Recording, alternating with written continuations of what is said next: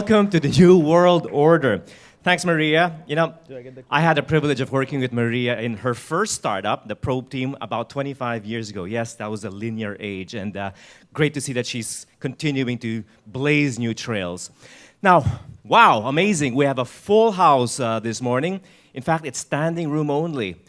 Welcome to the 12 Monkeys, for those of you who just joined us. This is usually a stage for rock performances, but I assure you, we will have a mind-blowing presentation today as well, even without the alcohol, which you see behind you. Okay, just a quick announcement, because this has become such a full crowd inside 12 Monkeys. May we request everyone who are at the sofas and the seats, if you can spare some space for the other guests who just came in. I see some bags beside you. I hope you don't mind if we move some of that on your laps or on the floor so that the others behind can join us and come closer to our discussion here on stage. All right, thank you so much. Thank you for your cooperation. Let's move on with the keynote speaker of the morning. Okay, Maria did mention something like this. Every business today is potentially an internet business. And if you don't believe that, well, I think you should be worried. But if you do believe that, then you will definitely want to listen to our next speaker. He's our keynote speaker, and in fact, he was the man who coined the term platform thinking. Indeed, Sangeet Choudary is a widely published industry analyst. He's a C-level advisor. He's also an educator at leading universities and the author of the blog Platform Thinking and founder and CEO of Platform Thinking Labs. He's also best known for his work on platform business models and multi-sided network effects. He's also the co-chair of the MIT Platform Strategy Group at MIT Media Labs, Boston, an entrepreneur in residence at INSEAD Business School, a global fellow at the Center for Global Enterprise in New York, an industry advisor to the Platform Data Initiative at Stanford Business School, a speaker at the G20 Summit 2014 in Brisbane, and an advisor at 500 startups in Silicon Valley. And wow, next on his resume, he's a speaker right here in front of all of us. Ladies and gentlemen, let's all please welcome on stage Sangeet.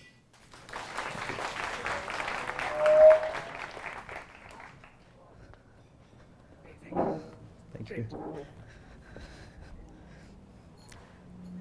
It's great to be here at a venue where you're going to have a lot of headbanging at a different point of the day. It's funny because last week, same day, I was speaking in Iceland, Reykjavik, at the concert hall over there, alongside the band manager of Radiohead, about how platforms are changing the music industry. So the whole theme of music seems to be following me for the last week or so. Let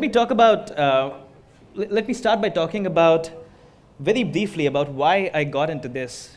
Back in 2012, when I was the head of innovation for a company called Intuit, I was approached by an investor in Silicon Valley, and they'd just started a $200 million fund. And essentially, he asked me to put the future of the world on one slide. And that was a very simple question. Obviously, he wanted me to create a thesis for what was going to happen in the future to the world on exactly one slide. And if I did that well, then I would essentially run that $200 million fund. I actually got through that interview. I ended up doing something that he really liked. But what I realized out of putting all of my thoughts together onto that one slide was that there was something happening in this world that I was very excited about, that there was a shift happening because of the way technology is changing the world today. And so I was a lot more excited about figuring out what this shift towards platforms mean than I was about running that fund, and that's how I got started with doing what I do today in terms of platform thinking. So I've always been very fascinated with this whole idea of how things are going to change in the future. And I've always enjoyed thinking about the future, not just in terms of new business models, but even in terms of just the way kids think about the future, in terms of the Isaac Asimov, the science fiction way of thinking about the future. And back when I was a kid in the 80s, growing up, one of my favorite movies used to be this movie called Back to the Future. How many of you here have seen this movie? Yeah. Good. So that's great. So you'll understand the analogy that I'm going to bring in over here. Back to the Future, in the movie, the characters take a car and they fly off into the future. And interestingly, the future that they fly off into, according to the dashboard that they have on the car, is going to happen exactly 6 months from now. It's October 2015. So if we were to believe in that movie, we're already in the future. The problem, though, is that we don't have cars that fly yet. We're talking about driverless cars, but we don't have flying cars yet. So clearly, the way the movie thought of the future didn't really work out. In fact, my disappointment was shared by Peter Thiel when he said, we wanted flying cars, but instead you gave us 140 characters. And that's the future that we live in, unfortunately, quote unquote, today, where we don't have flying cars, but we have 140 characters. So clearly, the way we thought about the future, the things that used to get us excited, didn't really turn out that way. The future sort of pulled the carpet from under our feet. We wanted flying cars, and instead we got something else. Well, what I want to do today is talk about a future that is a lot brighter than what we ever thought, because we didn't get flying cars and because we got 140 characters. What I want to weave over the next few minutes is a narrative that shows a different version of the future. And I want to start by throwing a few different pictures that show the kind of future that we are moving towards. And if you look at some of these things that I'm going to talk about, you'll realize that the shift that is happening is way bigger than software eating the world. It's way bigger than social media sharing economy, 3D printing. It's way bigger than all of this. All of these are merely manifestations of a much larger shift that are happening today. And all of this will actually be substituted with even more kinds of manifestations in the future of the same shift that's happening right now. So to start this discussion, I want to borrow a quote that I read in TechCrunch last month, and it says that in 2015, the world's largest taxi company does not own the taxis, the world's largest media company does not create the media that it monetizes, the world's largest retailer does not own the inventory, and the world's largest accommodation provider does not own any rooms. And that's the future we live in. So clearly, it's a future where nobody owns anything, and still they seem to make a lot of money. In fact, all of them go to billion-dollar, multi-billion-dollar valuations in a few years. But that's a very accurate picture of the future that we live in today.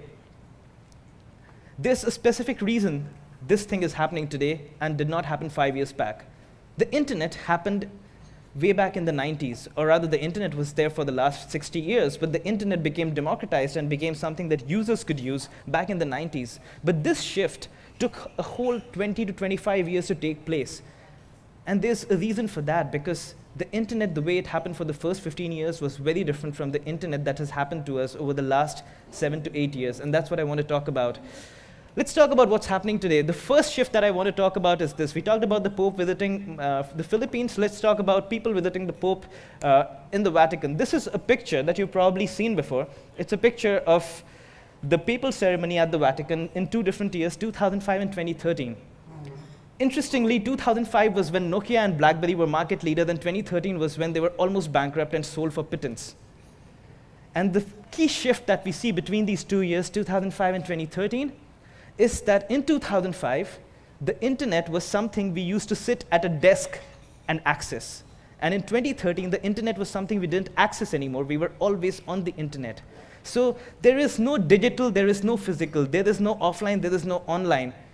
Do you believe you're offline or online right now? You're always online. In fact, as we move from mobile to wearables, we'll be online even when we sleep, because we'll be monitoring our sleep, and that data will constantly be streamed. So there is no offline and online distinction anymore. There's no physical digital distinction anymore, to be really precise. What's important is, are you connected or are you not connected? That's the only distinction that remains. And the reason that's important is because in today's world, a truck that is connected to the internet is a lot more digital and a lot more online than a computer that is not. So it's not a question of whether it's a truck or a computer, whether it's physical or digital. It's a question of, are you connected or not? So the first big shift that has happened in the last 5 to 8 years, which is pretty much what this picture also shows, has been the democratization of access.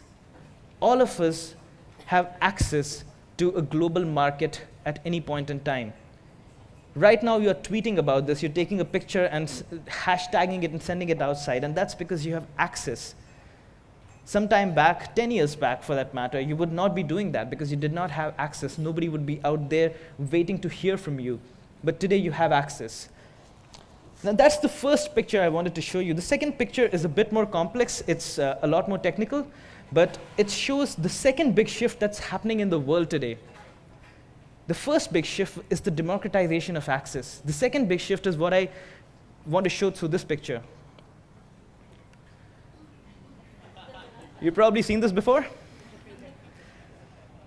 What's important, what we're trying to show over here is that the world has fundamentally changed from a world where we were all consumers to a world where we are all producers. I can see people taking pictures right now. You are in the act of producing.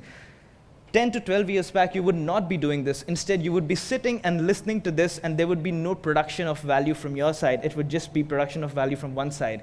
And what's happening today is all of us are producing all the time. And it's not just about people taking selfies with cameras. If you think of what 3D printers will do, it will make each of us a potential manufacturing plant. There are many different ways in which all of us are moving towards production in today's world, and this is a really important shift, because traditionally we've been called couch potatoes, because that's what we were. We were consumers only. So the big shift that's happening is the democratization of production. The third big shift that's happening right now is one in which we do not have flying cars, but one in which the world is already giving us thinking thermostats. You probably do not know how Nest works, because Nest is not really popular out here. But what Nest does is, Nest is a thermostat that constantly captures data about its environment to become even more intelligent. So it's a thinking thermostat. It learns about your behavior and it changes itself accordingly. But more importantly, it learns from every other thermostat in the neighborhood, and it changes based on that, because then it can change based on how the climate is changing around it. It learns from other people like you. If you're the bachelor using Nest, it learns from other Nest thermostats in your city which are being used by bachelors. And it accordingly changes its own behavior based on that. And so we have a thermostat that's learning from a whole community of thermostats. It's something that's not been possible in the past. And this is the third shift, which I think of as the democratization of intelligence. We call it the Internet of Things. It's not, the sensor part of the Internet of Things is not important. That's the most ridiculous part of it. It's the most basic part of it. What's important is what happens after the sensor. Today, everything, the table that you have over here, the floor that you're standing on, or the seat that you're sitting on, all of these things can be computers, because intelligence is getting democratized. It's no longer restricted to just computers or to mobile phones. Everything can be a computer in the world tomorrow. And this is incredibly important, and it's happening because of something that we call the cloud. We often think of all of these as technology, but the cloud is very simple. The cloud is just a brain that has been detached from its body. A computer is a brain and a body in the same being, whereas the cloud is a central brain that a lot of different bodies can connect to. It's as simple as that. There's nothing more complex, more complicated than that when you think about the cloud. So it's these three big shifts that are happening right now, which are changing the way the world works. And with these three pictures, I want to talk about the real large shift in economy that's happening right now that got me so excited that I wanted to dedicate my life towards understanding this better and helping companies across industries, helping future governments and cities think about how they need to move along this shift to actually perform much better in the world that's coming in front of us. So to talk about this shift, I want to talk about what the world used to look like and what a lot of the world still looks like. Traditionally, we've used this word a lot, and I want to use it in a very specific way. Traditionally, the world has moved in a straight line. It's not just grown in a straight line, it's moved in a straight line. And that's what I think of as pipes. Our businesses have traditionally worked like pipes. Television works like a pipe. Somebody creates something, pushes it down the pipe, and there's a whole group of people sitting at the other end watching it.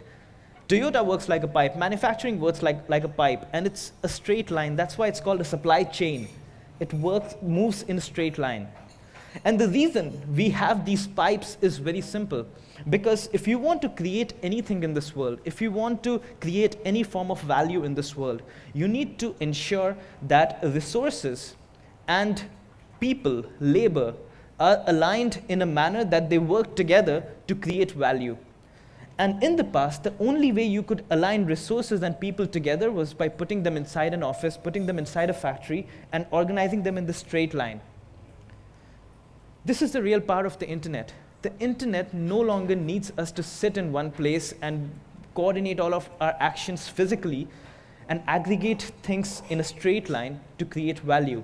Because of the internet, new forms of value creation can be created where people are, or things, or anything is absolutely dispersed, but they're working together because the central network and the central brain coordinates all of their activities. And this is the big shift I want to talk about. We're moving from a world where things used to work like pipes to a world where things are working like platforms. And when I use the word platform, the first thing that often comes to mind, since we use this term very often in technology, but again, I want to say this clearly, that this is not about technology, it's about how the world works. It just so happens that technology is changing how the world works. When we think of platforms, the first thing we think of is the Android or the Apple platform. Now, I want you to notice this very carefully. The shape of the business has fundamentally changed. It's no longer the straight line business. In this model, what happens is the business acts as an infrastructure on which external parties create value and external parties consume value, and then the business manages the interactions between these two sides. And in the process, it owns nothing. And that's what happens on the Apple or Android platform. External developers come in and create apps, and consumers come in and consume those apps. And a whole market of these apps is created on top of the platform.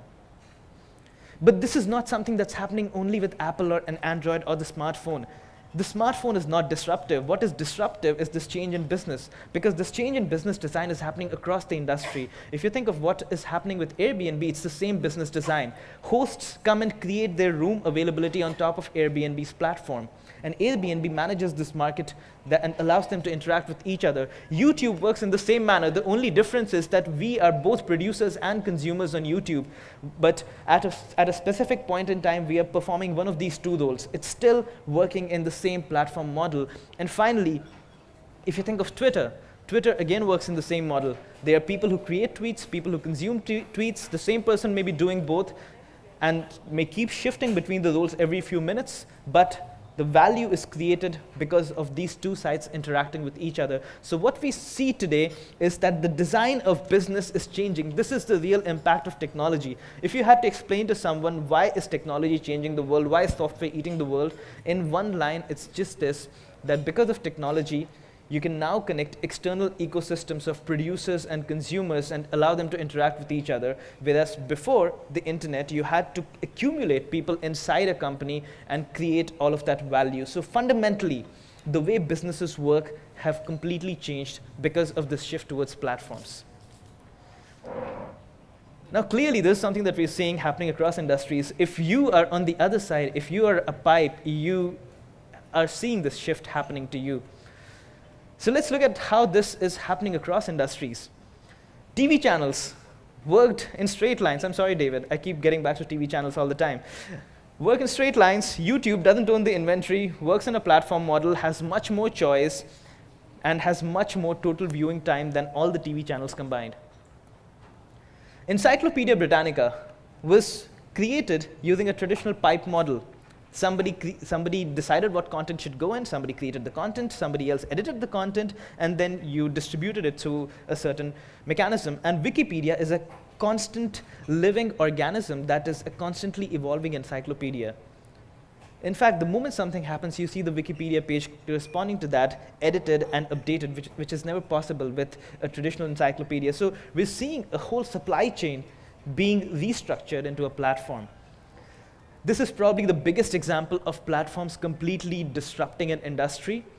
Nokia and BlackBerry lost more than 95% of their market share in a matter of 8 years because they used to work like pipes. They would preload the applications onto the handset. But Apple, because it made a platform, it made your handset extendable into any phone in the world, into any possible machine in the world. In the past, you would just carry a phone and maybe a camera phone. But today, you carry something in your pocket which can do a host of different things, of which making calls is just one very small thing. And finally, hotels traditionally have worked in a very pipe model. If a hotel wants to expand, it has to set up more rooms. It has to create more staff to manage those rooms. But if Airbnb wants to expand, all it needs to do is sign up more hosts and ensure that it sends the right travelers to them. So we're seeing this shift happening repeatedly. It's not something happening in one corner. So if you believe that your industry works by the rules of the world, it's a matter of time before this shift happens to your industry as well. There are 4 specific ways in which this shift happens, and this may help you understand even better whether your industry is about to be threatened by this. The first and most important reason this shift happens, and that's beyond these 4 things, but the single most important reason this shift happens is because most industries work on information, and the internet is information technology democratized.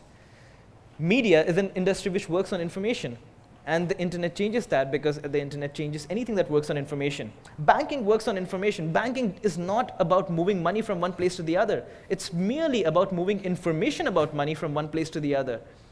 The only difference is that banking is more regulated than the internet, than media today, and that's why it's holding off, but even that is getting disrupted right now. Telecom is an information-based industry that got disrupted. Healthcare is an information industry. Healthcare is really just about patient data and taking decisions on the basis of that data. And that data has to be moved around between radiologists, between different kinds of people in the healthcare system, all of which can be reconfigured because of platforms. And it's already starting to happen. Education is an information-based industry that is waiting to be disrupted. And even if you think of traditional industries like mining and oil and gas, I've helped even these companies move to platforms because oil and gas, the single most important competitive advantage is finding new sources of oil, which is an information problem. And that again can be solved much more efficiently using platforms. So it's not a question of what's online, what's offline, what's digital, and what is not. Every industry in the world that has an information component has the potential to be disrupted by platforms. And to date, I've worked across industries. I've never come across one industry that does not have an information component. So let me talk about 4 things that happen repeatedly when different industries get transformed. And if you see any of these 4 things in your industry, I'd say the alarm bells are ringing. There's probably some reason it hasn't happened already, but if you're in that industry, I would go out and try to figure out something to fix this. So the first thing that happens is that platforms remove gatekeepers.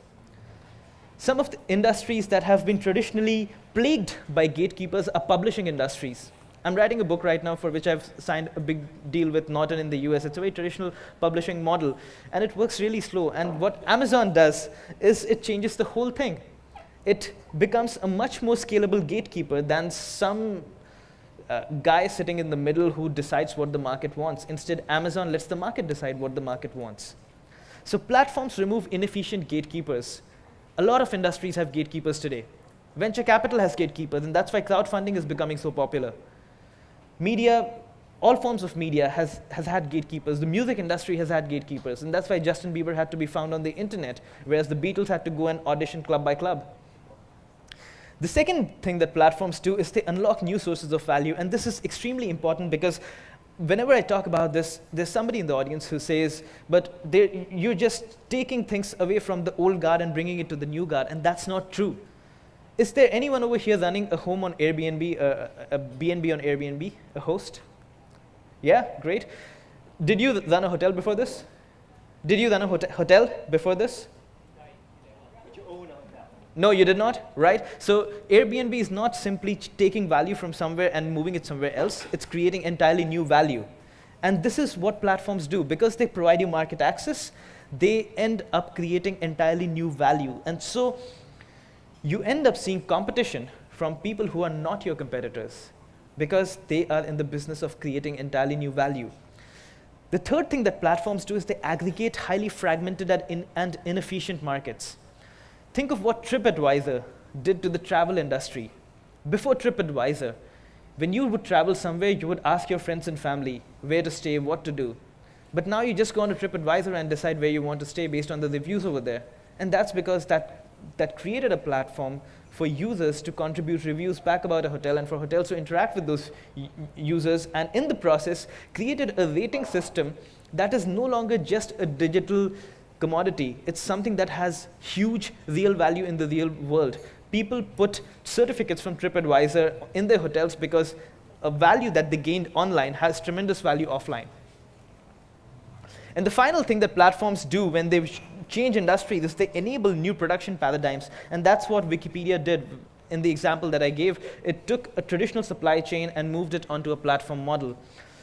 So let's talk about how do you go about building these platforms. Clearly, this is not something that I can cover in 20 minutes over here. But I want to lay a few, just leave out a few thoughts that you can go back with and think about how it applies to you in the companies that you're working in. The first thing about building a platform is do not start with the technology, because this is the easiest way to fail with a platform. The only company that I know of that succeeded by starting with technology is Twitter. It created a platform and it did not know itself what it was going to be used for. In fact, a lot of people still don't know what Twitter is used for. But Twitter was this platform that was created which was about writing 140 characters, and nobody knew what to do with it, and suddenly there were so many different use cases. But that does not happen all the time. Instead, what's important is to focus on the interaction that you are going to enable between people. Don't focus on the 140 characters, focus on the interaction. And the way to do that is start with the core unit of value that you want to be exchanged. Because everything in the world is about exchanging value between two sides, producers and consumers. Start with that core unit of value. In YouTube, it's a video. On Kickstarter, it's a project. On Airbnb, it's a listing. Without this core unit of value, the platform has no value at all. So figure out, think of what that core unit of value is, and then you'll be able to think of how you create the platform that enables that exchange. So figure out that core unit of value, use that to design the interaction. Who is creating that value? Who is consuming that value? And finally, once you've laid all of that out, only then go to a point where you think about technology. The only role technology plays is it scales this interaction at a global level. Things that you are tweeting right now, in the past you would have discussed with people across the table. The only thing that technology does is it enables that same interaction at scale. So if you want to build a platform, you have to start with the interaction, because the interaction has always been there. The platform is just making it more scalable and efficient. The way the platform does it is threefold. And if you're running a company and you want to apply platform thinking, you need to think of how you're doing these three things in particular. The three things all go back to one central goal. And the goal is that the goal of a platform is to enable interactions between producers and consumers. If you had to take just one thing out of here, just take this. Whether technology plays a role in that or not is secondary. If technology does, as it most often does, that's great. But the key role is not to build great technology and not to create beautiful apps, but to enable interactions between producers and consumers. So let's talk about platform design and the three roles I was talking about. The first thing platforms need to do is they need to pull the two sides together. So if Twitter does not have people creating tweets and people reading tweets, or if Uber does not have drivers and passengers, it's absolutely useless, right? So the first thing that the platform needs to do is it needs to pull the two sides in. And this is often much more complex than it appears, because there's a chicken and egg problem over here. Without producers, there are no consumers, and without consumers, there are no producers. There are many ways to solve that problem. We don't have time to get into that right now, but that's one of the key things that you need to solve when you're building a platform. The second thing is that you need to build not just the technology, but also the rules of governance. What kinds of interactions are allowed? What kinds of people are not allowed on the platform? How do we decide whether somebody is allowed or not allowed? For example, if a driver on Uber gets less than a 4.5-star rating, he kind of gets kicked out. And that's a way of deciding which kinds of people should be or should not be allowed on the platform. So there should be rules that decide how you want to facilitate these interactions. And finally, there's a lot of talk about big data that I see, but a lot of those discussions still talk about analytics, which is we have all of this data, how can we get more intelligence out of it? But I think that's missing the point, because we are in a world where we have the opportunity to collect data that we could not collect in the past. Because of the way people are using technology, there's an opportunity to collect new kinds of data. If you think of what happened to Monster.com, Monster.com was this job search portal. It was a platform because it connected job seekers with people who wanted to offer jobs. But it got disrupted by LinkedIn, because LinkedIn captured way more data than Monster ever could about the people who were looking for jobs. And in the process, Monster would cater only to people who were actively looking for jobs. LinkedIn would tell you that you needed a job before you yourself knew about it.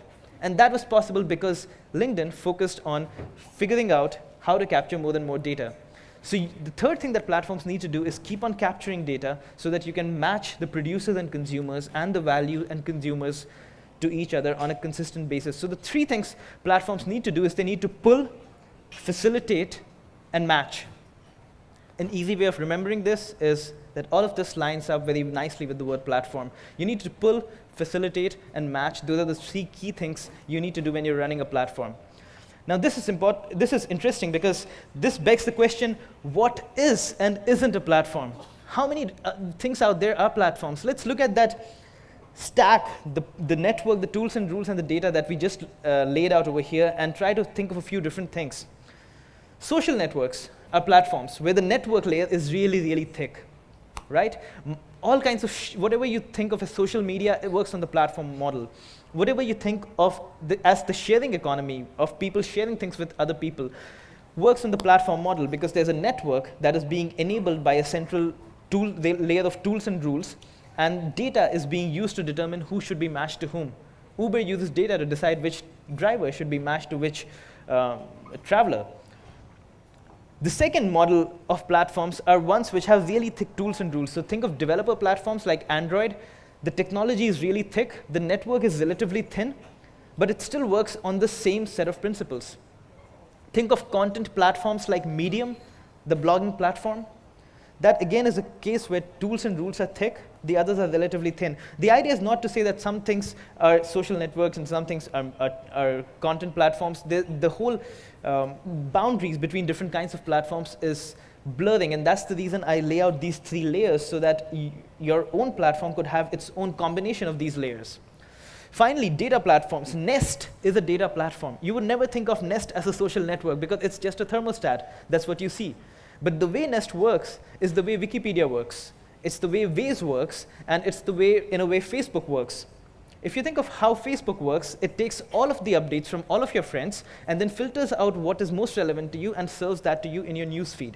What Nest does is it takes data from all the thermostats in the city, filters out the data that is most relevant to a particular thermostat, and serves it that data. The model of working is exactly the same. We don't see it because we are just too caught up in what we see in the manifestation that we see in front of us. And that's why Nest is something with a very thin layer of network and a very thick layer of data. It still works on the platform model.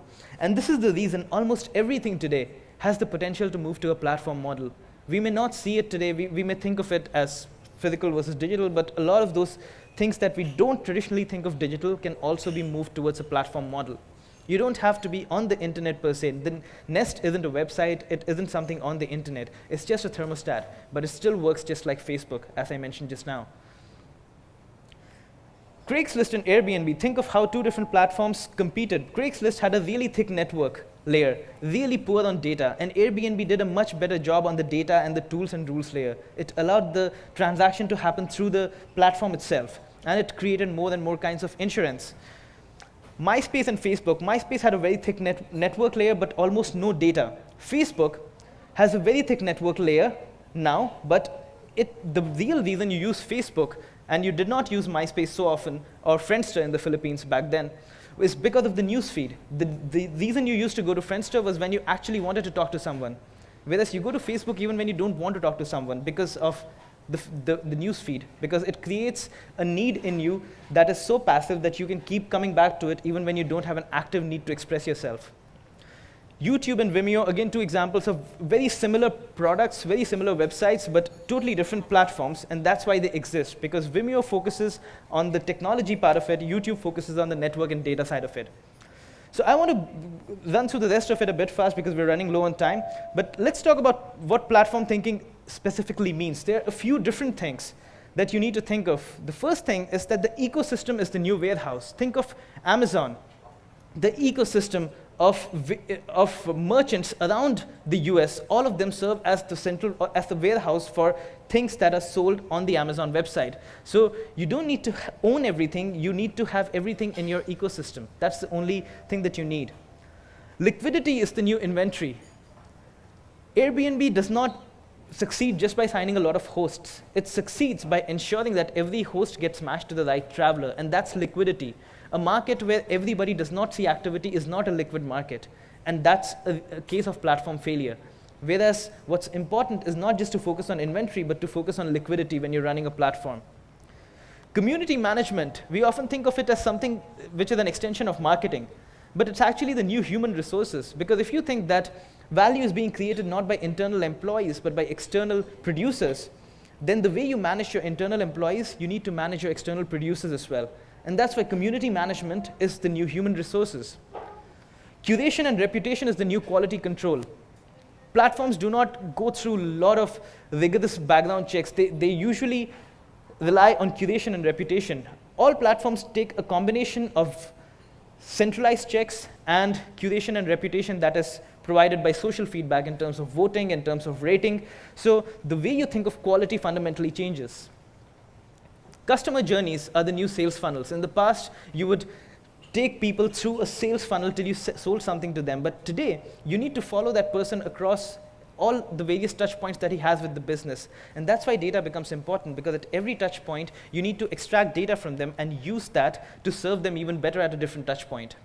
And finally, data is the new dollar. Just like you in your businesses incentivize people, salespeople, for the amount of dollars they brought in, you need to start incentivizing people for the amount of data they capture for your business. That's what LinkedIn does internally, and that's why it has such really good data.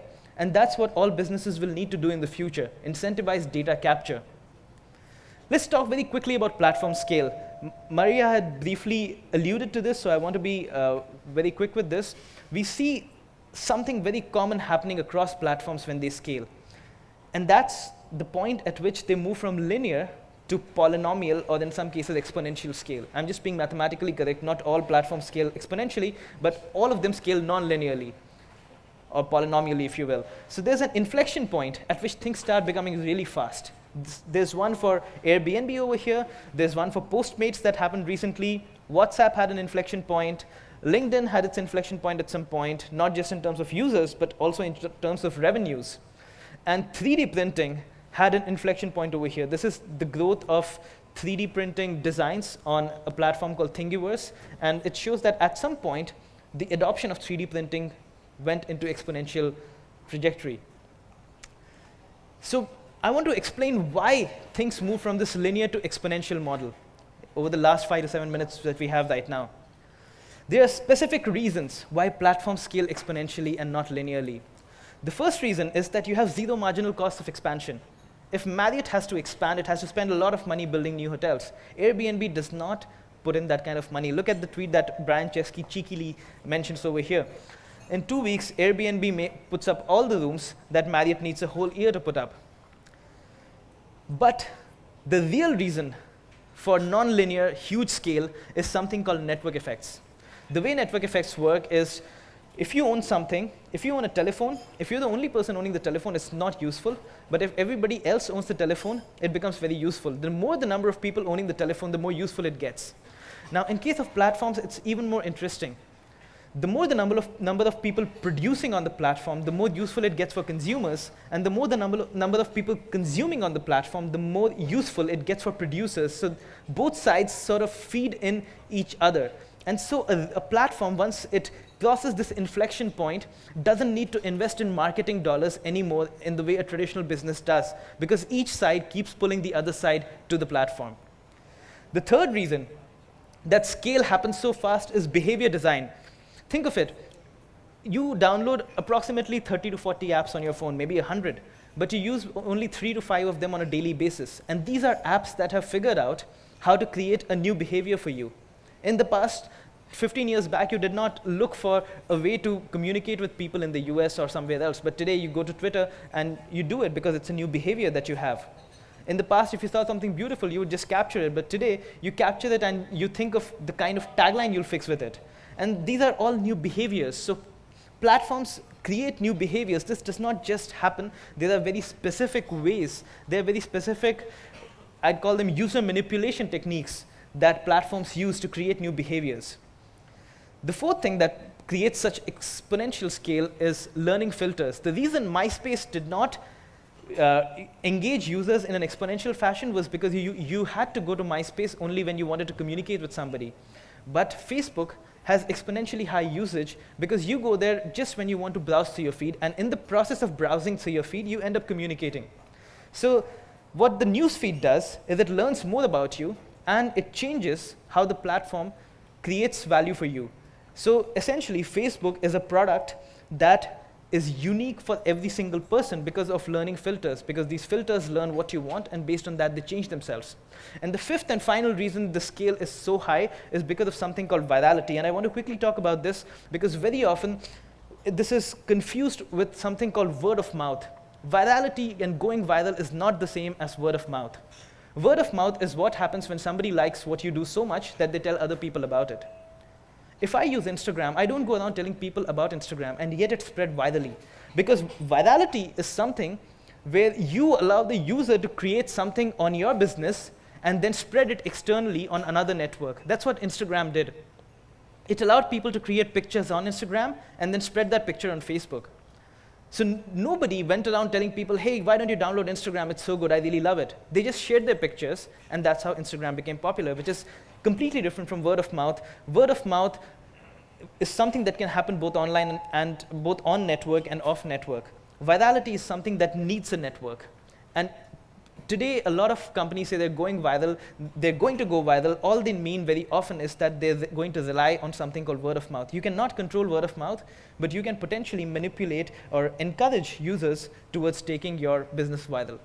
And that's where there are these 5 different things that lead to this kind of scale. Very often we just say it's the internet, oh, it's just digital. But these are the 5 specific reasons this kind of exponential, non-linear scale happens. So you need to figure how you need to think about whether you're using these 5 different things in your business today. I want to just skip this part and get to one last bit. I want to talk about how feedback loops propel platform businesses. And I'll take the example of Uber over here, which is one of my favorite examples in terms of feedback loops. What happens on all platforms is both sides attract each other. That's what I just mentioned some time back. Network effects happen. So if you think of Uber, the more the number of cab requests that are happening on the platform, more drivers will come on board. And as more drivers come on board, more cab requests keep happening. So you'd have, beyond a point in a particular city, you don't need to invest in marketing the way you would invest when you were starting off. Whereas in a pipe business, you always have to keep investing in the same way in marketing. So let's see how this works exactly. And I'm borrowing some parts of it from a very popular tweet that David Sachs tweeted out some time back, and I'm going to extend it to show a few more mechanics over here. What happens is when more drivers come on the road, it leads to greater coverage in the city. And when there's greater coverage in the city, it leads to faster pickup times. Because the one single reason that Uber could fail is if a consumer opens his app and sees no taxi available. If I was running a company like Uber, I would look at all of those situations where that is happening and try to minimize those number of situations. It's as simple as that. Because that is a case of we are a platform, but we cannot enable your interaction. What happens as more and more taxi drivers come on board is that its ability to provide the right taxi to the right passenger increases over time. And as a result of that, as every driver gets more and more business, Uber has the potential to lower prices over time. But what this also leads to is, as each and every individual driver sees more business coming from Uber, they start spending more time on Uber than spending time elsewhere, which leads to even more availability of cabs on Uber, and so even lower pickup times and even more cab requests. So what you see over here is that simple changes in the business have huge effects because they fuel this whole loop. Think of another change. Uber has a rating system where you can rate the driver, and because of the rating system, Uber then takes out drivers who are not performing as well as they should be, which in turn leads to a better experience for subsequent travelers because they only get to see the best drivers. And that in turn leads to even more cab requests. And so you see that there's a lot of very small changes, some things that we often think of as features on an app, but that have a huge bearing on the ultimate business model over here. And finally, this is the reason why search pricing also works. And I'm not justifying search pricing. I think it's a whole PR fiasco the way it works, but there's a specific economic reason search pricing is implemented, and that's because if one of these two sides outbalances the other, if there are more requests than drivers, then potentially offering higher incentives to drivers brings more drivers on board and then sets this whole loop working again. So that's how, this is something that you can draw for every business and try to figure out whether it's working in a certain way for your business and what are the kinds of factors that lead to really high scale for your business. I want to skip this part in the interest of time, and we can probably take it up if we have questions towards the end, but I want to end on this one note in the last 1 or 2 minutes, and that's this, that every industry in the world has opportunities for platforms to come in. Let me take the example of the industry that has been disrupted most by platforms, the media industry. It's a model, media has always worked in this traditional pipe model. And what we're seeing is platforms attacking each layer of this pipe, even if they're not attacking the whole thing. If you think of the content creation layer, there are platforms like Help a Reporter Out that help a reporter find anybody out there to question and to interview for a media piece. Wiki is a platform that came out of Asia that used a crowd of contributors to create subtitles for Japanese videos and then sold those subtitled videos in the US at a really hefty price. And that's an example of using external users to create content for you rather than using internal employees. Huffington Post, again, started with using internal employees to create content, but then phased it out to an external set of contributors. Editorial, again, has moved into a platform model. The example I'll take specifically is Reddit. If you use Reddit, traditionally the editor of a newspaper would decide what news is good and what is not, but on Reddit, the whole community decides what is worth reading and what is not. Content distribution is moving in a platform model. If you think of BuzzFeed, you're creating content which is optimized for a certain channel.